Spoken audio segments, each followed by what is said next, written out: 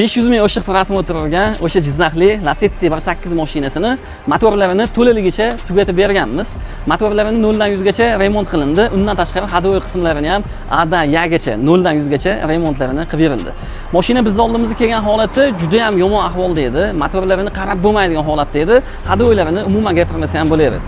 Mashinani holati iskirib ketganligiga qaramasdan biz buni yangitdan hayotga qaytarib berdik. Ya'ni hadovoy qismlarini yangiday qilib, har bitta detallarini o'zining ranglariga bo'yab, originalniy zavod qilib berildi. Mashinamiz ko'rib turganingizdek tayyor holatda Jizzaxdan biz oldimizga ixlos qilib kelishgan ekan. Uzoqdan yaqindan kelishadi. Har bitta mijozli mashinasini ko'ngildagiday qilib bajarib berishga harakat qilamiz. Okamlar vaqtidan oldin kelib qo'ydilar. Ya'ni 10 kunda bitadi dedim. Kechroqqa yetib kelishlari kerak edi. Ertalab keluvdilar. Ertalabdan beri biz qilayotgan ishni yo'nda kuzatib turibdilar.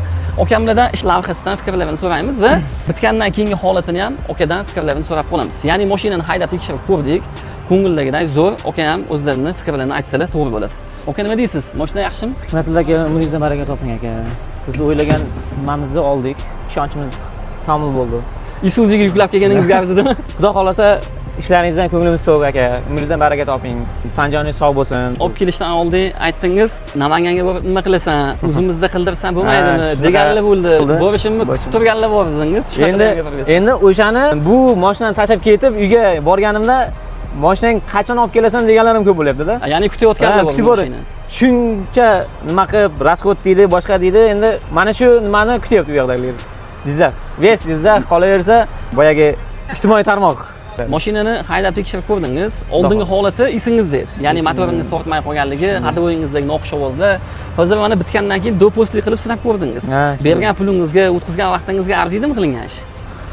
1000 marta arziydi. Umringizdan baraka toping, usta. Avvalambor insonchilik, biz ham xato qilishligimiz mumkin, ishimizda kamchilik chiqishi mumkin. Shuning uchun ham 3 oy kafolat deymiz. Ya'ni 3 oy davomida qilib bergan ishimizda qanaqadir kamchilik chiqadigan bo'lsa, garantiyasi bor. Tushunarli-a?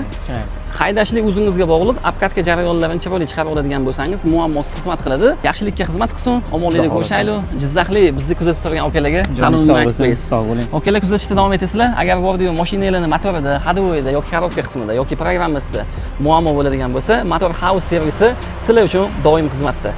Barcha turdagi avtomobillarga texnik xizmat ko'rsatamiz. Joningiz sog' bo'lsin.